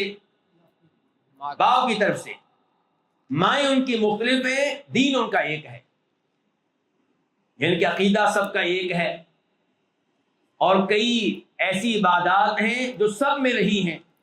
مثال کے طور پہ نماز، زکوٰۃ، روزے، یہ انبیاء کرام علیہم الصلوۃ والسلام میں رہے ہیں. اس معاملے میں یہ آیت آپ کے سامنے رہنی چاہیے، وَمَا أُمِرُوا إِلَّا لِيَعْبُدُوا اللَّهَ مُخْلِصِينَ لَهُ الدِّينَ حُنَفَاءَ وَيُقِيمُوا الصَّلَاةَ وَيُؤْتُوا الزَّكَاةَ وَذَلِكَ دِينُ الْقَيِّمَةِ. تو اللہ تعالیٰ فرماتے ہیں شرع لکم من الدین ما وصى به نوحا، اللہ نے تمہارے لیے وہی دین مقرر کیا ہے جس دین کی وصیت اللہ تعالیٰ نے نوح علیہ السلام کو کی تھی، جس دین کا تاکیدی حکم اللہ نے نوح علیہ السلام کو دیا تھا. تو وہی دین تمہارے لیے ہے. کن کے لیے ہے؟ مسلمانوں تمہارے لیے. کون سا دین؟ نوح علیہ السلام والا دین. تو دین ایک ہوا نا. پھر آگے کیا؟ والذی اوحینا الیک، اور یہی وہ دین ہے جس کی ہم نے آپ کی طرف وحی کی ہے. وما وصینا بہ ابراہیم وموسیٰ وعیسیٰ، اور یہی وہ دین ہے جس کی ہم نے وصیت ابراہیم علیہ السلام کو کی تھی، موسیٰ علیہ السلام کو کی تھی، عیسیٰ علیہ السلام کو کی تھی. ان سب کو ہم نے کیا حکم دیا تھا؟ ان اقیموا الدین، کہ تم اس دین کو قائم کرو. ولا تتفرقوا فیہ، اور تم نے اس دین میں تقسیم نہیں ہونا، فرقوں میں تقسیم نہیں ہونا، الگ الگ نہیں ہو جانا. سب اسی ایک دین پہ رہیں، ایک جماعت بن کر رہیں. تو اس کا مطلب یہ ہے کہ اللہ تعالیٰ یہ چاہتا ہے کہ مسلمانوں کا دین ایک ہو، اور یہی ایک دین اللہ تعالیٰ نے انبیاء کرام علیہ السلام کو دیا ہے. لیکن زمانے جاہلیت کے لوگ تقسیم ہوئے. تقسیم ہونے کی دلیل کیا ہے؟ وہ ایک ہے جو اوپر گزر چکی ہے. کون سی؟ کل حزب بما لدیہم فرحون. اور دوسری وہ حدیث جو آج ہر اہل حدیث کی زبان پہ ہوتی ہے، جس کو کئی صحابہ کرام نے روایت کی ہے، 15 کے قریب صحابہ کرام نے روایت کیا ہے. ان میں سے ایک صحابی ہیں معاویہ بن ابی سفیان رضی اللہ تعالیٰ عنہما. فرماتے ہیں کہ فرمایا نبی علیہ الصلوۃ والسلام نے، الا ان من قبلکم من اہل الکتاب افترقوا علی 72 ملہ، کہ اہل کتاب کتنے فرقوں میں تقسیم ہوئے؟ 72 میں. وَإِنَّ هَذِهِ الْمِلَّةَ سَتَفْتَرِقُ عَلَى 73، اور یہ جو امت ہے یہ تقسیم ہو جائے گی کتنے فرقوں میں؟ 73 فرقوں میں. یہ نبی علیہ السلام حوصلہ افزائی کے انداز میں بتا رہے ہیں یا مذمت کے انداز میں؟ مذمت کے انداز میں.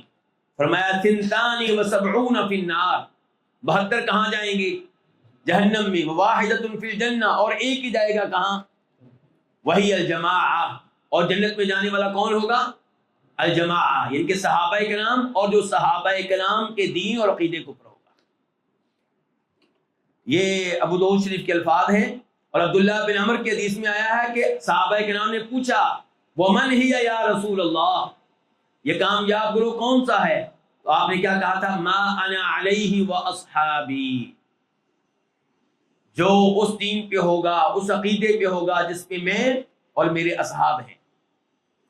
یہ جو حدیث ہے اس کے تعلق سے ایک چھوٹا سا فائدہ لکھ لیں کہ اس ایک حدیث کے اوپر جامعہ اسلامیہ مدینہ منورہ سے کتاب لکھی گئی،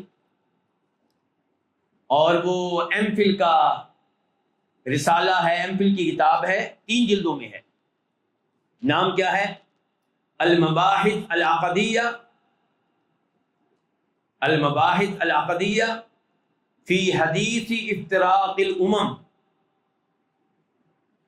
المباحث العقدیہ فی حدیث افتراق الامم، اور اس کے مؤلف ہیں احمد سردار.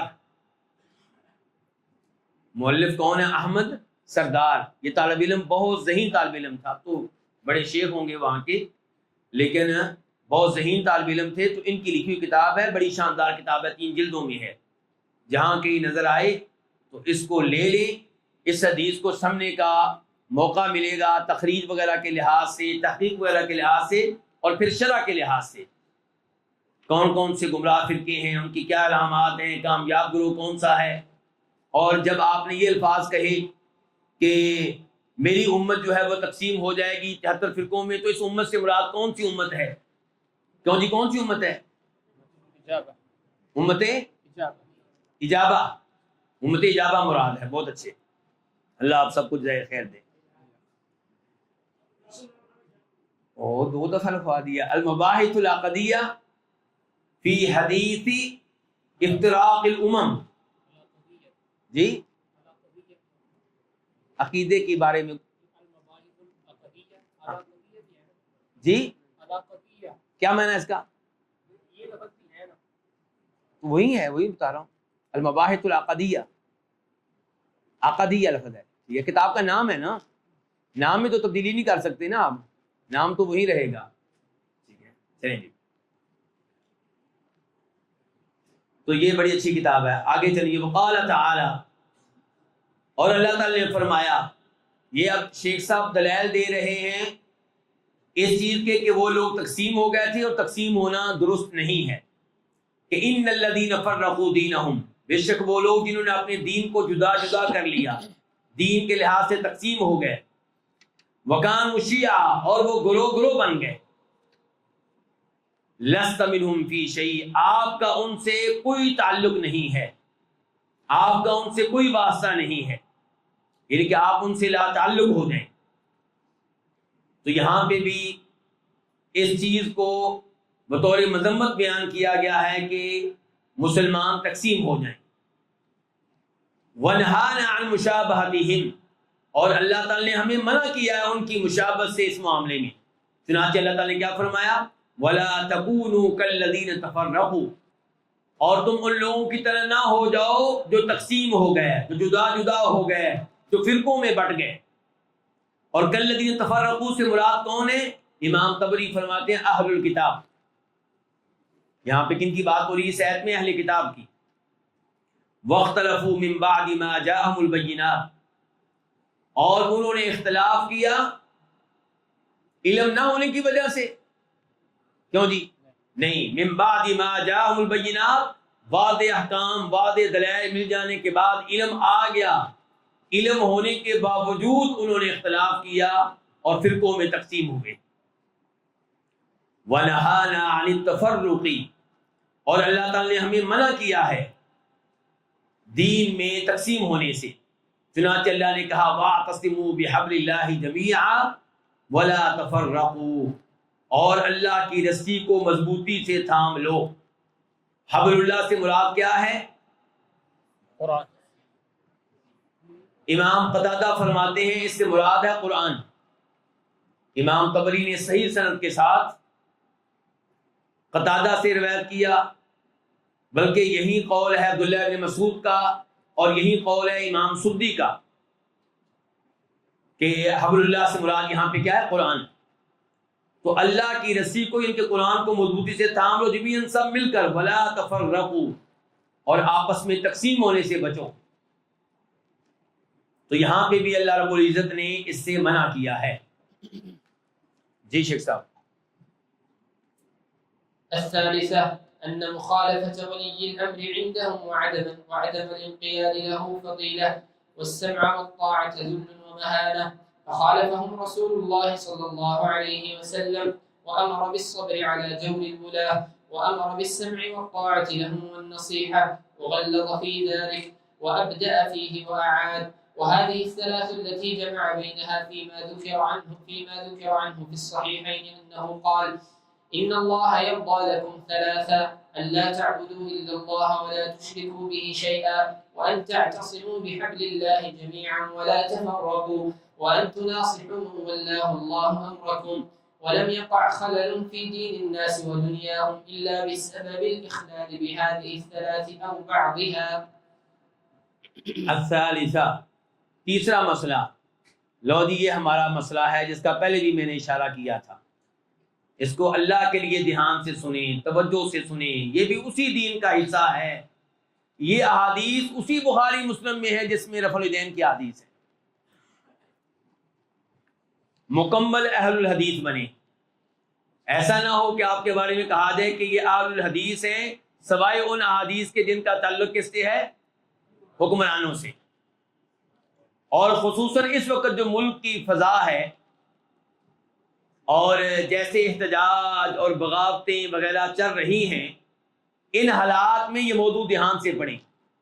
اگر آپ یہ حدیث پڑھ کر بھی اپنے نظریات پہ قائم و دائم ہیں تو پھر یہ مان لیں کہ آپ اہل الحدیث نہیں ہیں۔ اس موضوع پہ پھر آپ اہل الحدیث نہیں ہیں۔ اپنے خیالات کو تبدیل کریں، جو حکمران بن جائے آپ اس کی اطاعت کریں گے، جو بن جائے۔ آج شہباز شریف ہے، کل کو نواز شریف ہو، پرسوں عمران خان ہو، جو بن جائے وہ آپ کا حکمران ہے۔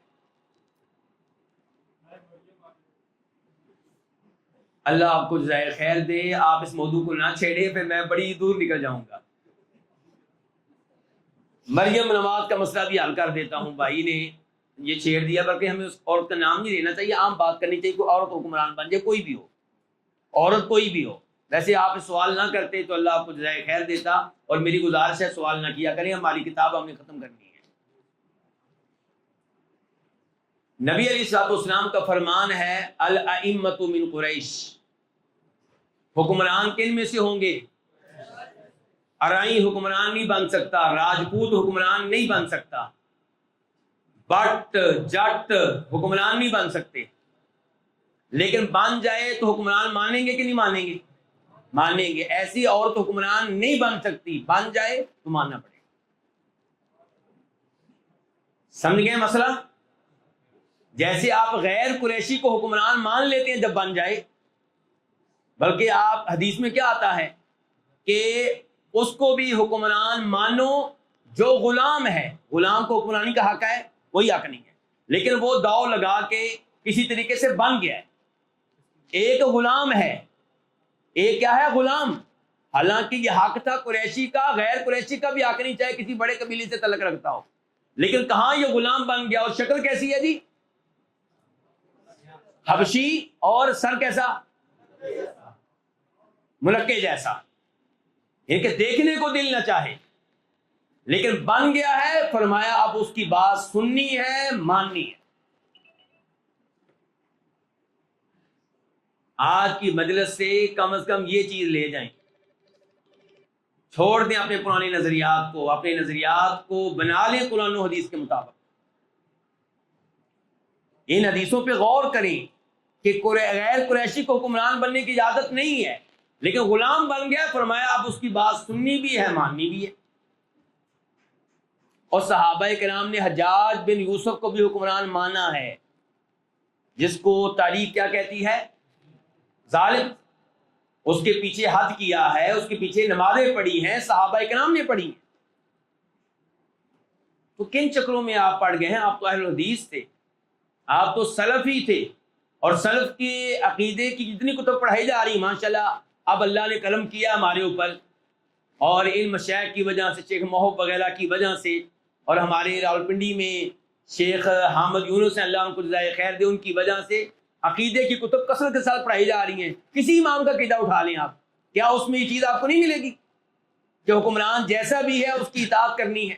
تو پھر کیوں انکار کرتے ہیں آپ؟ حدیثیں بھی آپ سے مطالبہ کر رہی ہیں کہ اطاعت کرنی ہے، قرآن بھی مطالبہ کر رہا ہے اطاعت کرنی ہے، سلف صالحین بھی کہہ رہے ہیں اطاعت کرنی ہے، اور آپ ہیں کہ اپنی الگ رائے لے کے کھڑے ہیں۔ اب یہ نہ ہو کہ آپ اس کے مقابلے میں کسی بڑی شخصیت کا نام لے دیں گے، اچھا جی پھر وہ کیوں ایسا کرتے تھے؟ بھئی ہم اہل الحدیث ہیں، تمام ہماری بڑی شخصیات کا احترام ہے، لیکن غلطی کس سے نہیں ہو سکتی، اور ہم الحمدللہ ان بزرگوں سے بھی محبت کرتے ہیں جن سے اس معاملے میں اگر کوئی کمی کوتاہی ہوئی ہے تو ان کی دیگر جہود کی وجہ سے ہم ان سے محبت کرتے ہیں۔ ایسا نہیں ہے کہ ہم ان سے محبت نہیں کرتے، لیکن یہ چیز درست نہیں ہے، مان لیں یہ چیز درست نہیں ہے۔ اب دیکھیں ذرا، یہ دیکھیں زمانے جاہلیت کے لوگوں کا رویہ حکمرانوں کے تعلق سے کیا تھا، اور دیکھیں کہیں یہی ہمارا رویہ تو نہیں۔ کہتے ہیں کہ ان مخالفت ولی الامر وعدم الانقیاد له فضیلہ۔ ولی الامر کس کو کہتے ہیں؟ حکمران کو۔ ولی الامر کی مخالفت کرنا، وعدم الانقیاد له، اور اس کی بات نہ ماننا، فضیلۃ، یہ بہت بڑا اعزاز تھا ان کے ہاں۔ جیسے ہم کیا کہتے ہیں؟ ہم نہیں مانتے ظلم کے ضابطے، اور جا میں تجھے حکمران نہیں مانتا، کر لے جو میرا کرنا ہے۔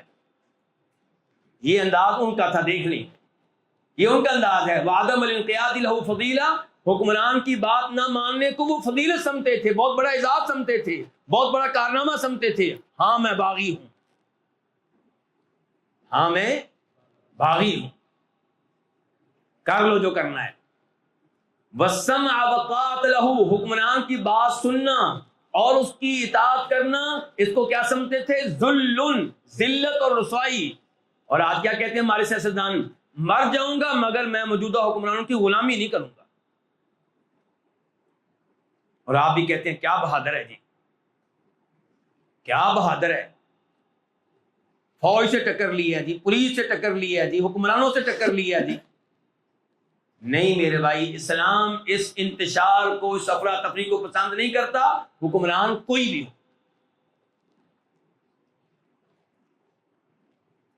فخالفهم رسول اللہ صلی اللہ علیہ وسلم، تو ان کی مخالفت کی نبی علیہ الصلوۃ والسلام نے. وَأَمَرَ بِالصَّبْرِ عَلَى جَوْرِ الْوُلَاءِ، اور آپ نے حکم دیا حکمرانوں کے ظلم پہ کیا کرنے کا؟ صبر کرنے کا. مہنگائی پہ، دیگر ان کی غلطیوں پہ صبر کرنے کا حکم دیا. اللہ اکبر. وہ حدیث یاد ہے آپ لوگوں کو انصاریوں والی؟ نبی علیہ السلام نے انصاریوں سے کیا کہا تھا؟ انصاریوں، میرے دنیا سے چلے جانے کے بعد تمہارے اوپر دوسروں کو ترجیح دی جائے گی، یعنی کہ حکمرانی، عہدے، مال تمہیں چھوڑ کے اوروں کو ملے گا، دوسروں کو نوازا جائے گا، تمہیں نظر انداز کیا جائے گا. تو پھر کیا کہا تھا آپ نے؟ کہاں پہ کھڑے ہو کے احتجاجی مظاہرہ کرنا ہے؟ بیت اللہ میں جا کے قبضہ کر لینا، وہاں پہ احتجاجی مظاہرہ کرنا ہے جی؟ یا مسجد نبی میں کھڑے ہو کے کہا تھا صبر کرنا. کب تک؟ آپ بھی کہتے ہوں گے آخر کب تک صبر کریں؟ اللہ کے نبی انصاریوں سے کہا تھا اس وقت تک صبر کرنا ہے جب تک کہ میری تمہاری ملاقات حوض کو کرنا. اللہ کے لیے اپنے نظریات تبدیل کریں، اللہ کے لیے اہل الحدیث بن جائیں.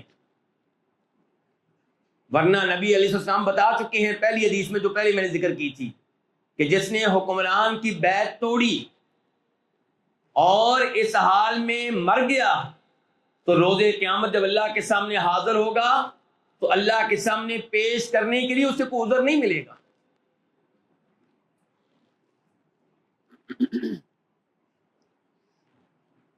تو آپ نے حکم دیا حکمرانوں کی بات سننے کا، وطاعت لهم، ان کی اطاعت کرنے کا، والنصیحتی، اور ان کو نصیحت کرنے کا. ان کو نصیحت کریں. اور نصیحت کیسے کی جاتی ہے جی؟ مثال کے طور پہ اس مسجد کی جو انتظامیہ کے سربراہ ہیں، کیا نام ہے جی ان کا؟ جی ڈاکٹر ادریس صاحب. تو ان کو نصیحت کریں. قاری شاہ زیب صاحب خطبہ جمعہ کے دوران ممبر پہ چڑھ کے، تو کیسی ہوگی وہ نصیحت؟ اگلا خطبہ جمعہ دینے کا موقع ملے گا؟ کیوں جی؟ اور حکمران کے بارے میں ہم چاہتے ہیں کہ اس کو نصیحت کی جائے ممبر پہ چڑھ کے.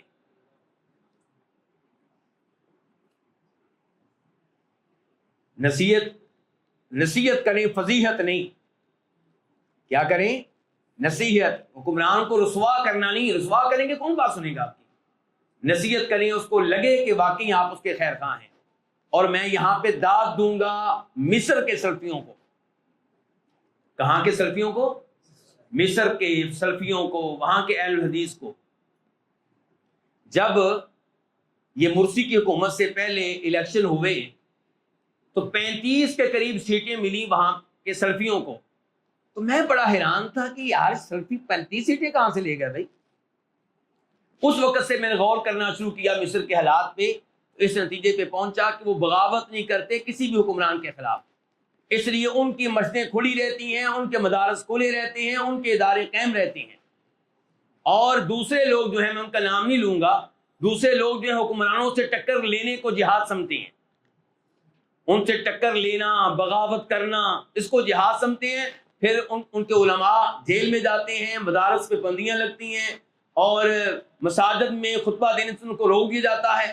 اب ان کی توجہ سیاست کے اوپر ہے، حکمرانوں کے اوپر ہے. توحید کی دعوت جو انبیاء کرام علیہم السلام کا مشن تھا، اس سے وہ گئے. اور سلفی حکمران، سلفی علماء ماشاءاللہ وہ لگے ہوئے ہیں، مسائل جاہلیہ پڑھا رہے ہیں، القواعد الاربعہ پڑھا رہے ہیں، کشف الشبہات پڑھا رہے ہیں. ان کے دروس رکتے ہی نہیں. لوگوں کے عقائد کی وہ جی بھر کر اصلاح کر رہے ہیں. یہ ہوتا ہے جب منہج ٹھیک ہو.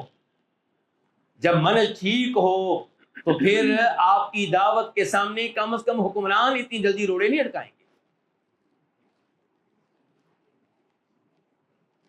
وغلظ فی ذلک، اور آپ نے اس معاملے میں سختی کی. اہل الحدیث سن لو، امام صاحب کہہ رہے ہیں اللہ کے نبی اسلام نے اس مسئلے میں کیا کی ہے؟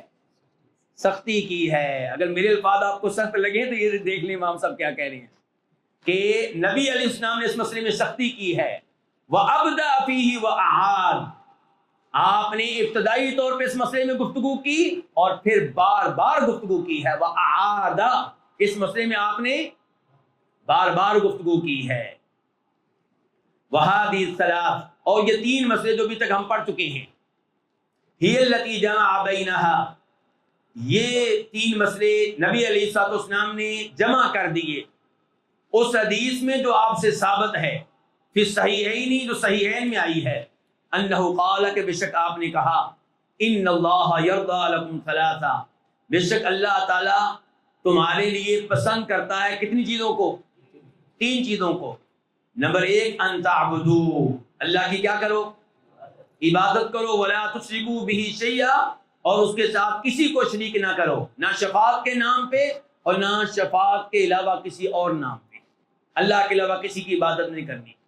وَأَن تَعْتَصِمُوا بِحَبْلِ اللَّهِ جَمِيعًا، اور یہ کہ تم اللہ کی رسی کو مضبوطی سے تھام لو، جمیعاً سب مل کر۔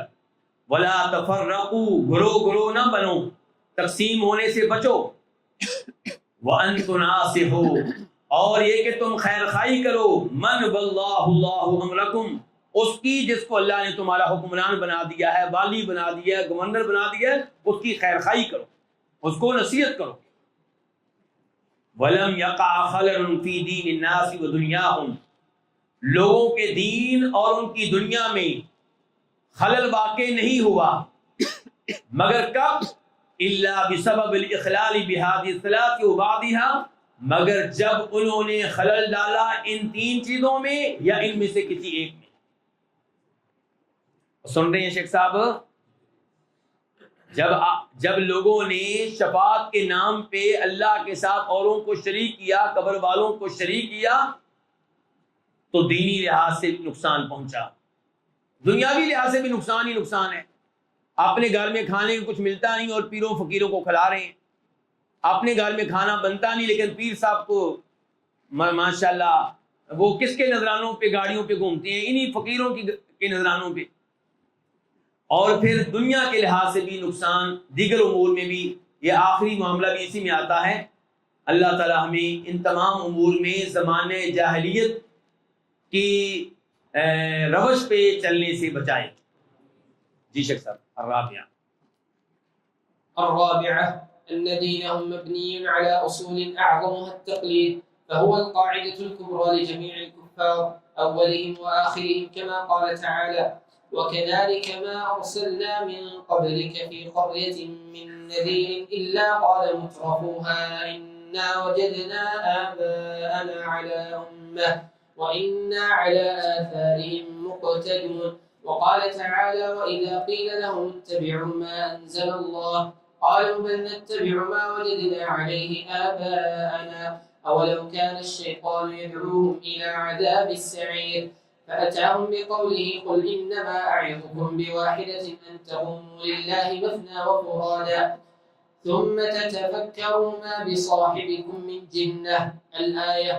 وقوله: اتبعوا ما أنزل إليكم من ربكم ولا تتبعوا من دونه أولياء قليلا ما تذكرون۔ تو مسئلہ نمبر 3 کا عنوان کیا تھا؟ حکمران کی مخالفت۔ اور ابھی مسئلہ نمبر 4 کیا ہے؟ تقلید۔ مسئلہ نمبر 4 کیا ہے؟ تقلید۔ الرابعہ ان دینہم، کہ ان کا دین مبنی، وہ قائم تھا، علی اصول، کئی اصولوں پہ، اعظمها، ان اصولوں میں سے سب سے عظیم اصول کیا تھا؟ تقلید۔ وہ اپنے بڑوں کی تقلید کرتے تھے۔ فَهُوَ الْقَاعِدَةُ الْكُبْرَى، پس یہ سب سے بڑا قاعدہ ہے۔ فَهُوَ کی ضمیر کہاں جا رہی ہے؟ تقلید کی طرف۔ یہ سب سے بڑا قاعدہ ہے، سب سے بڑا اصول ہے، لِجَمِيعِ الْكُفَّارِ أَوَّلِهِمْ وَآخِرِهِمْ، تمام کفار کا یہ سب سے بڑا قاعدہ ہے، اولین کفار ہوں یا بعد میں آنے والے کفار ہوں، جتنے کفار ہیں تقلید ان سب کا سب سے بڑا قاعدہ ہے۔ یہ وہ ان کی سب سے بڑی دلیل ہے۔ جب ان سے پوچھا جائے یہ کام کیوں کرتے ہو؟ جی ہمارے بڑے یہ کرتے تھے۔ یہ ان کی سب سے بڑی دلیل ہے، سب سے بڑا قاعدہ ہے۔ کما قال تعالی، جیسا کہ اللہ تعالی نے فرمایا، وَكَذَلِكَ مَا أَرْسَلْنَا مِن قَبْلِكَ فِي قَرْيَةٍ مِّن نَذِيرٍ، وَكَذَلِكَ، اور اسی طرح، کس طرح؟ گویا کہ اشارہ ہے اس آیت کی طرف جو اس سے پہلے ہے، وہ کیا ہے؟ بل قالوا انا وجدنا آباءنا على امة وانا على آثارهم مهتدون، یعنی کہ ہم نے کوئی کتاب نازل نہیں کی ان کی طرف، جس کتاب کا سہارا لے کر یہ اللہ کی بجائے اوروں کی عبادت کرتے ہوں. ام آتیناہم کتابا من قبلہ فہم بہ مستمسکون. پھر اصل بات کیا ہے؟ کیوں یہ عبادت کرتے ہیں غیر اللہ کی، اپنے بڑوں کی، بزرگوں کی؟ فرمایا بل قالوا، بلکہ انہوں نے دلیل یہ پیش کی کہ انا وجدنا آباءنا علی امہ، ہم نے اپنے آباء و اجداد کو پایا ہے علی امتن، ایک دین پہ. امام طبری فرماتے ہیں امہ کی تفسیر یہاں پہ کیا ہے؟ ملہ و دین. تو ہم نے اپنے آباء و اجداد کو پایا ہے ایک دین پہ. وَإِنَّا عَلَىٰ آثَارِ مُهْتَدُونَ، اور ہم ان کے نشانات قدم پہ راہ پانے والے ہیں. اللہ تعالیٰ نے کہا وَكَذَلِكَ، اور اسی طرح جس طرح انہوں نے یہ دلیل پیش کی ہے نا، اسی طرح کی دلیل پیش کی ہے پہلی اقوام نے. یہ تسلی دی جا رہی ہے کس کو؟ نبی علیہ الصلوۃ والسلام کو. آپ نے پریشان نہیں ہونا. جو پہلے رسول آئے تھے، پہلے نبی آئے تھے، ان کے جو لوگ تھے وہ بھی ایسی حرکتیں کرتے رہے، ایسی دلیل پیش کرتے رہے. وَكَذَلِكَ مَا أَرْسَلْنَا مِن قَبْلِكَ فِي قَرْيَةٍ مِّن نَذِيرٍ، اور اسی طرح ہم نے آپ سے پہلے کسی بھی شہر میں کوئی ڈرانے والا نہیں بھیجا. من نذیر، من کون سا ہے؟ من زائدہ للتاکید، پورا کہا کریں نا. اسی طرح ہم نے آپ سے پہلے کسی شہر میں کوئی ڈرانے والا، کوئی نبی نہیں بھیجا. الا قال مترفوها، مگر اس شہر کے، اس بستی کے خوشحال لوگوں نے کہا. یہ کہ سب سے زیادہ نبیوں کے خلاف میدان میں کون آتے ہیں؟ خوشحال لوگ. کیونکہ ان کی خوشحالی کو خطرہ ہوتا ہے. کن سے؟ نبیوں سے علیہم الصلوۃ والسلام. جو غریب لوگ ہوتے ہیں ان کے لیے نبی کی اچھی عادات کو دیکھ کر، اخلاق کو دیکھ کر، کردار کو دیکھ کر اسے بڑا مان لینا، اسے اپنا پیشوا مان لینا، لیڈر مان لینا کچھ مشکل نہیں ہوتا. لیکن یہ جنہوں نے اپنی نیچے ایک دنیا کو لگایا ہوتا ہے، یہ کیسے عام آدمی کی طرح اس نبی کو لیڈر مان لیں اور پھر ان کو اپنے نوکروں کے ساتھ ایک ہی صف میں بیٹھنا پڑے. تو اس لیے سب سے زیادہ مخالفت کرنے والے خوشحال قسم کے لوگ ہوتے ہیں، حکمران قسم کے لوگ ہوتے ہیں. کن کی؟ انبیاء کرام علیہ الصلوۃ والسلام کی. تو فرمایا کیا کہا خوشحال لوگوں نے؟ انا وجدنا آباءنا علی امہ، کہ بے شک ہم نے اپنے آباء و اجداد کو ایک دین پہ پایا ہے. وہ بتوں کی عبادت کرتے تھے، وہ لات کی عبادت کرتے تھے، وہ حبل کی عبادت کرتے تھے، تو ہم کرتے رہیں گے. وَإِنَّا عَلَىٰ آثَارِهِم مُقْتَدُونَ، اور ہم ان کے نشانات قدم پہ چلتے ہوئے ان کی اقتداء کرنے والے ہیں.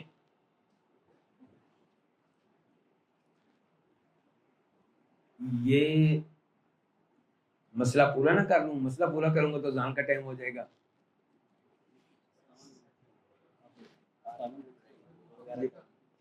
چلیں جی علماء کرام، آپ لوگوں نے وضو کرنا ہے، اس لیے آپ وضو کریں. سبحانک اللہم و بحمدک، اشہد ان لا الہ الا انت، استغفرک و اتوب الیک. أسرج خيولك يا أخ الإيمان وانهض لبعث العلم في الأوطان، فالعلم ميراث الرسول أمانة صلى الله عليه وسلم، فالعلم ميراث الرسول أمانة فاز الحفيظ لإرثه الرباني.